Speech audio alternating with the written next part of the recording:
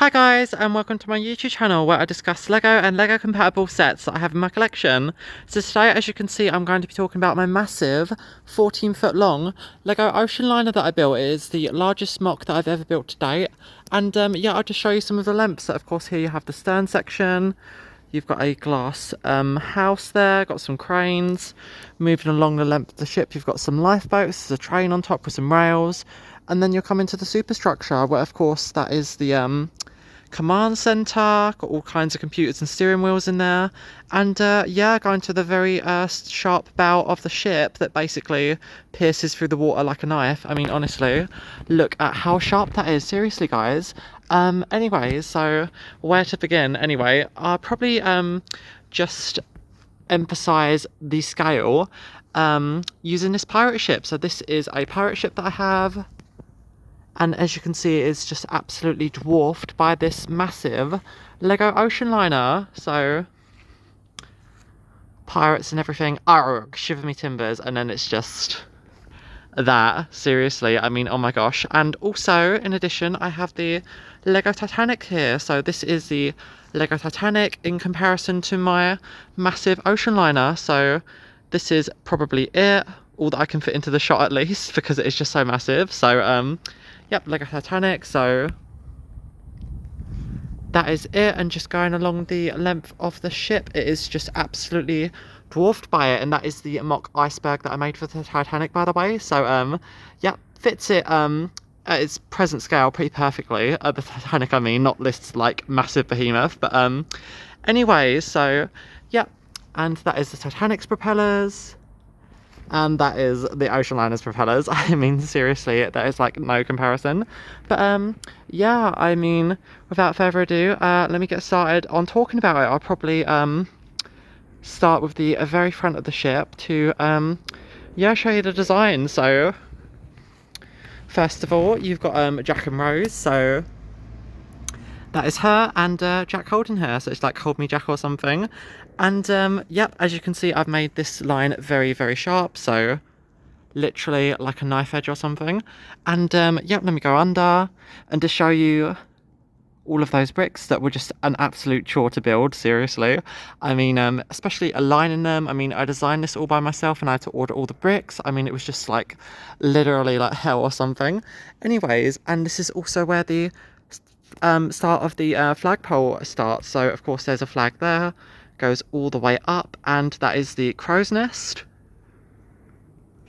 the flagpole, and that is ostensibly supposed to continue to the back flagpole at the very stern of the ship, connected like the old ships of Titanic. And as you can see, based on the design of the Oceanliner, I was very heavily inspired by the Titanic in designing it. As you can see, it's pretty much got a lot of the similar grooves. So you've got a raised front section, followed by the superstructure, some lifeboats along the middle, and yeah, basically a elevated platform, which I didn't know this before, I found it out on Oceanliner Designs, is used to steer the ship into port. There'd be a second steering wheel, and it would just basically give you increased view of the ship, which would help maneuverability, which was of course a massive point in piloting ships of this just gargantuan size in those days. So yep, that is what I've included on this ship. And as you can see, there is an enclosed steering platform, as well as these rocket things for flares, but I will show you that in one moment.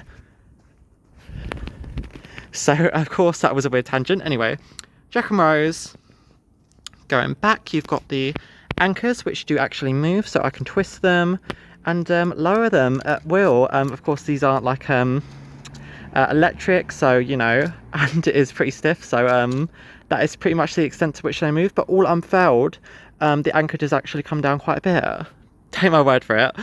Next you've got a raised viewing platform, which I just had the idea of, and I just thought it would give you a good view of the front of the ship. So that is a absolutely toned buff guy that I wish was my boyfriend, literally up there, and just yep, surveying this lovely garden. Look at this lovely shed. Oh my gosh, it's going to collide with the shed, guys. Help, help, help. Anyways, yeah, that is just so knife-like. Next, moving on, you've got some flak guns, just because, I don't know, I didn't want them in my city, because I don't want it to seem like a war zone or anything. Next, you've got the crow's nest, there it is. Got some special flags, signal flags or something. This thing is basically a long garage door piece, and I've designed it to basically go all the way along this track, which is supposed to act as a windbreak. Next, you've got some windows, which are supposed to let light into the interior of this massive raised part at the front of the Oceanliner. Although, as you can see, it actually doesn't, because it's not connected, but I don't know, that's the behind the design.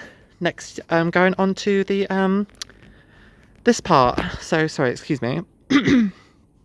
Literally, haven't had a lot of water today. Next, yep, got all of these lovely cozy passengers. So, got some first class people, shoulder pads and everything. They're just looking so glam.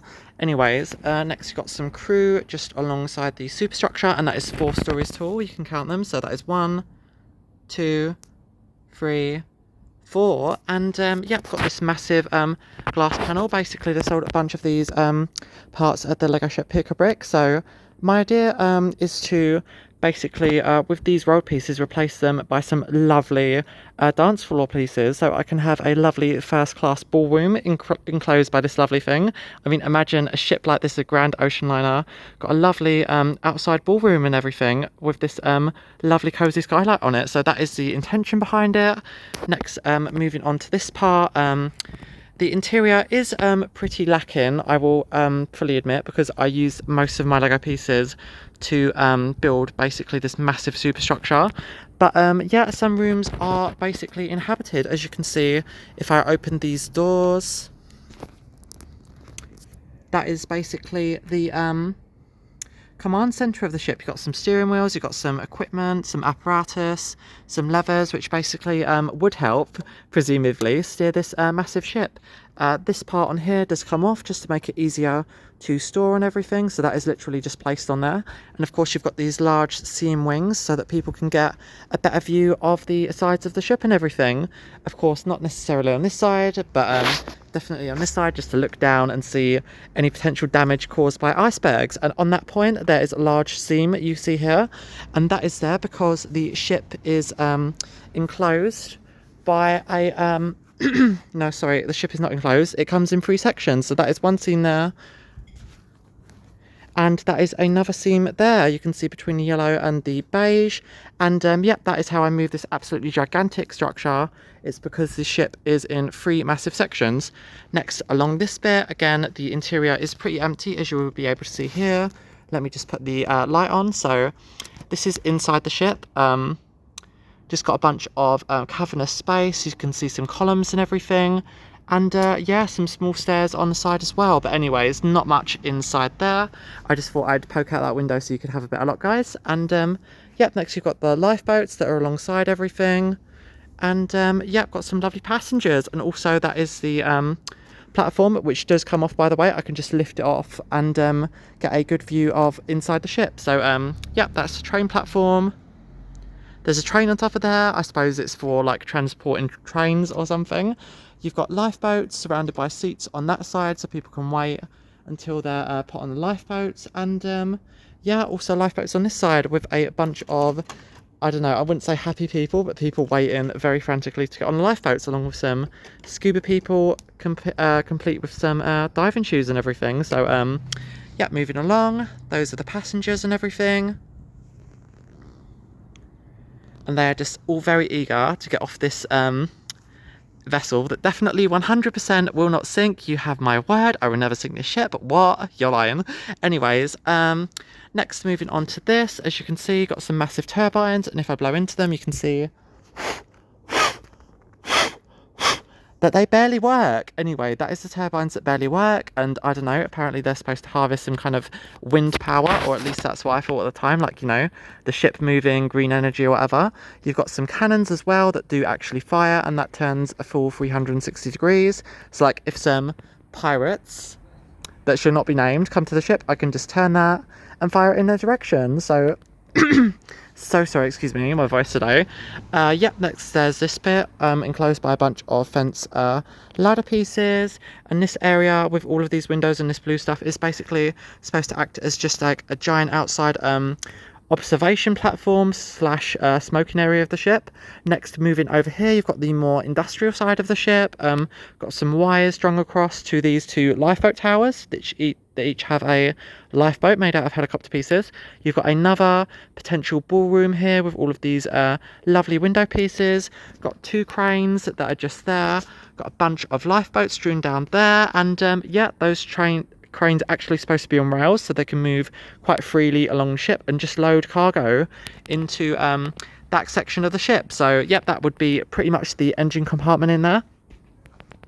Okay, next on the very back of the ship, as you've seen before, there is a pilot house, and got two guns on this side. Well, they're not actually guns, they are for fireworks. So literally, if the ship gets into stress, the Carpathia can come and save it. So it would fire off a few flares into the night, and then the Lego Carpathia, which is apparently way across the garden, maybe on the other side of the street, would see it and come steaming to its rescue, hopefully in time. So yeah, next that is the flag mast on the very back of the ship.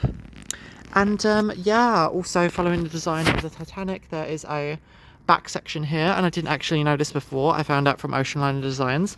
This room was basically for the rudder. So these are the turbines. As you can see, each of them move independently. So that is the middle turbine, that is the left turbine, and that is the right turbine. And this is the rudder, which does freely move to give excellent steering control of this just absolutely massive Oceanliner. And this rudder would actually be attached up here and pivot.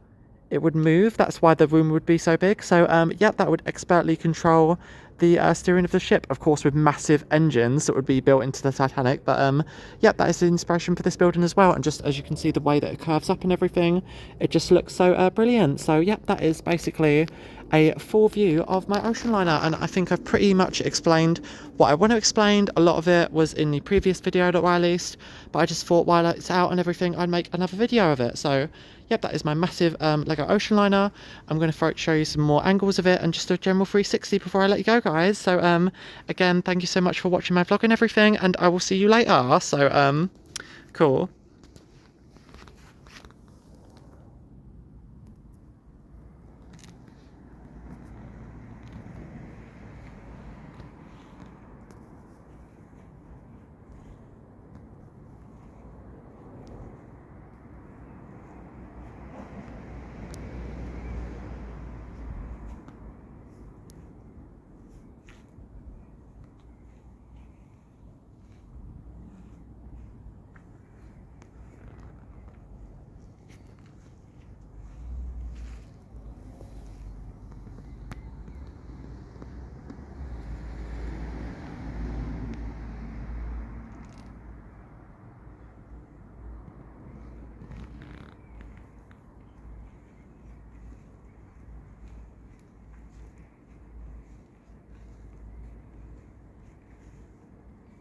Again, that is just so much like a knife. I think I designed it to be too sharp, if anything. And yep, on the bottom as well, as you can see the angle, it would just literally like ride over the waves or something. Quite impractical, but that's the way I designed it, and I just think it looks cool. Anyways, I'm no naval architect, guys. If I was, I probably would have designed it with like a bulbous bow or something. Yep, I will just show you another 360 of it. So